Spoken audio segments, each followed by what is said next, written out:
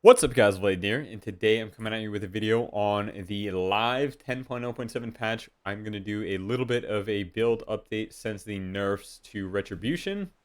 Now these nerfs rolled out in hotfix this last week, and I actually didn't get a chance to play threes until after the nerfs, so things went pretty well after the nerfs. I still was able to climb. Ret seems pretty S tiers as far as I'm concerned. We can play with almost every single class, which is fantastic. And there are slightly less double ret paladins and threes now, which is always good to see. Class stacking is a little troll, but otherwise, ret is in a very good spot. So the builds that I'll be going over today involve Crusading Strikes. Now, as you may be aware, I'm not a huge fan of the passive Crusading Strikes, but with this build here, we still have generally enough abilities to push in order to minimize downtime in PvP combat. And a few things that I've swapped up from last week are I've gone from Fading Light to Seal of Order.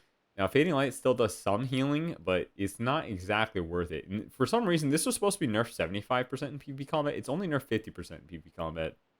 But at the moment, we're pretty tanky regardless. So I've been running Seal of Order in order to get a quicker regen time on our holy power generators. Now, I'm pretty sure this triggers off of Divine Auxiliary here, and also affects Divine Toll when the Seal of Order buff is up, which is pretty cool because these are technically generators, so they'll tick down a little bit quicker. Doesn't always work out because Avenging Wrath is 1 minute, so you're generally like lining these up regardless. But you do play it for Blade of Justice and Judgment. Now, since our Crusading Strikes isn't necessarily affected by the Swift Justice or the Seal of Order, it's not gonna. It is a partial downside. These two talents don't work with one of our abilities, but this frees up our globals so we can push Flash of Light more, Freedom, some of our blessing spells in general, not just Blessing of Freedom, but our Blessing of Sanctuary, our Blessing of Protection, or Spell Warding, Lay on Hands, whatever support globals you need, they're there, and we still can reset our Blade of Justice with Art of War, Zealot's Fervor rather, syncs up really well with Crusading Strikes. A little bit quicker auto attacks, generate more holy power. Some people have asked me about playing haste, and I actually do have a minor haste set here that I think does decent. Let me equip it right here. So the stats, everything here is my mastery goes up by about 2%. My haste goes up by about 2% in PvP combat. So I still have a good chunk of mastery. But as far as the feel of the build goes, I do still enjoy haste. It feels good. Doesn't feel as big a difference as mastery, but rotationally it cleans up the downtime a little bit. And I don't think it's the biggest deal whether you go mastery or haste. But at the moment, my primary build is mastery, but I don't think it will hurt us if we start experimenting with other stats here. Now we'll talk about Vanguard of Justice. So this took about a quarter nerf in PvP. So instead of 20%, I believe it's 15%. And at 15%, you can still take it. It does fine. I prefer to not use it because I think we can pump out just enough damage without it. I have other builds that I'll go over in just a little bit that do take Vanguard of Justice, but with Crusading Strikes, because our Holy Power generation is a little bit slower than if we had Templar Strikes, I personally prefer not to take it. It makes the rotation feel a little bit cleaner with the Crusading Strikes here. Now, in terms of our burst, I have gotten used to finally Divine Auxiliary with both ES and Final Reckoning. I get a lot of questions about what is better here. So Final Reckoning allows you to swap targets more, whereas, say for example, you throw an execution sentence on a target and then you start damaging into them, and then they pop a defensive and you want to quickly swap to someone else. You don't necessarily have that opportunity because you'd likely be running Executioner's Will to increase the damage, so you just want to kind of damage through their wall. There are a few classes where that is kind of good into, like, for example, If you're never going to get off of a Warlock, I would maybe take Execution Sentence. But if you are quite frequently swapping into a melee cleave, or if you just want that extra burst of Final Reckoning in your initial go, this is fine. Honestly, it's almost personal preference, to be fair, right here. I think both are completely viable, and it's up to you. I don't think there's like one particular scenario where they each outshine each other. It's just a little bit easier to swap on Final Reckonings, and then Execution is just a little more DPS overall. So, excuse me, I'm still getting over the cold from last week or flu or whatever. There are a few options here with our spare talents. So you don't necessarily have to take Judge, Jury, and Executioner. You don't necessarily have to take Consecrated Ground. You don't necessarily have to take Consecrated Blade. These talents, I find you could swap them into Heart of the Crusader here and Penitence. So, for example, if I was to swap into Execution Sentence, I'd probably get rid of Consecrated Blade and Consecrated Ground. I'd put 1 point into Penitence and then another point into Executioner's Will here. And that would be my Execution Sentence build. So it changes up just a little bit. I primarily play the Consecrated Ground plus Consecrated Blade build for the slow rather than the AoE damage. It is just convenient to have Blade of Justice drop a 50-yard slow. And because our PvP talents recently got nerfed, I don't take Lawbringer at all anymore, and I don't really take Luminescence either. Both of those got halved. It is nice to take Hallowed Ground and have a reliable Consecration that clears your slows on yourself and allies. That's pretty cool, especially because we're dropping it every 10 seconds rather than every 20 seconds, which is now the baseline cooldown on Consecration. That's pretty cool. But if you were to run Execution Sentence, you'd likely drop that for just a few more Thoroughput talents here. Outside of that, there is one more build that I would like to go over, and that is my my Templar Strikes build. So with the Templar Strikes build here, this is what I found works the best if you really want to play Templar Strikes. And the downside of playing Templar Strikes is I don't think it's good into the current meta. So the current meta is a bunch of Ret Paladins, and during your games against Ret Paladins, you're gonna be taking a lot of damage, and you want to be doing a lot of damage. This is more of a set up your one-shot burst build, and then wait another minute. You have really good, you do have really good sustained damage, but again, you're using your globals on Templar Strike. You're not going to be using Flash Heal, and oftentimes you will kind of fall behind. So I have won games.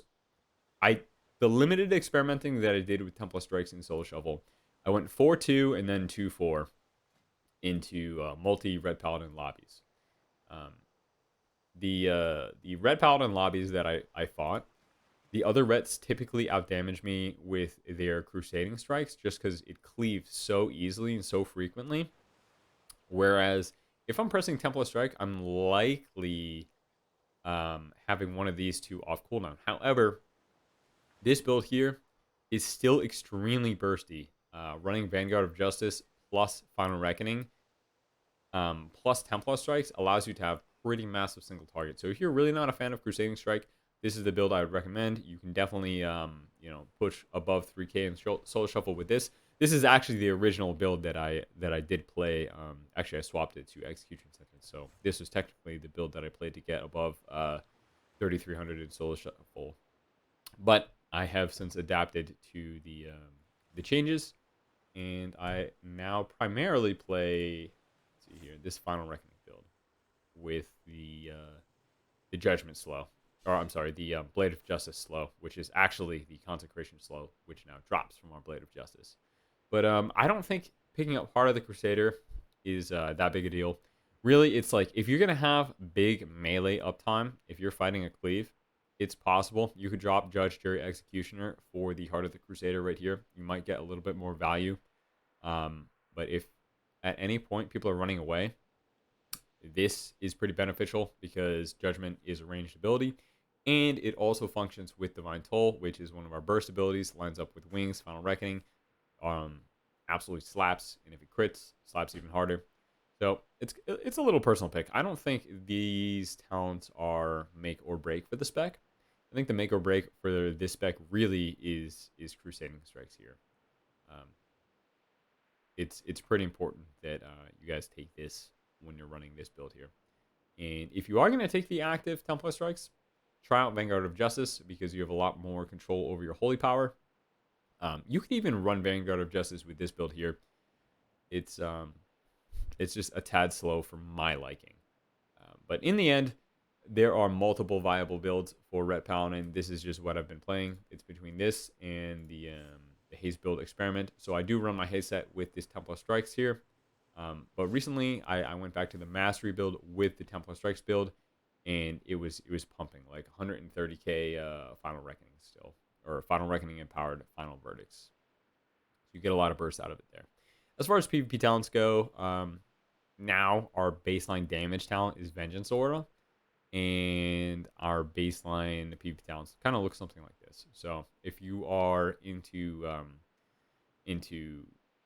a comp that benefits from you having a Dispel, so you're fighting a Mage, you're fighting a Hunter, you're fighting a Destro Warlock, Judgment of Pure is fine.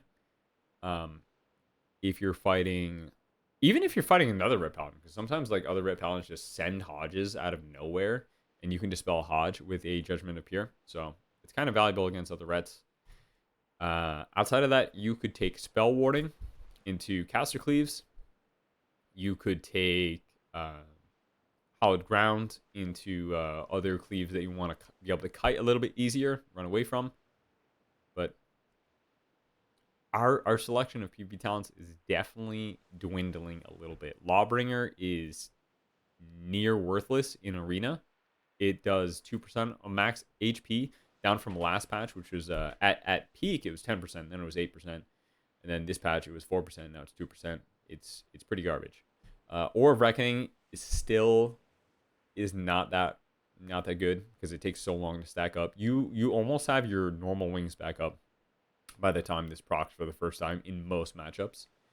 And then Luminescence is now only 2%, down from 4%, which is really weak. Like 2% is almost nothing here.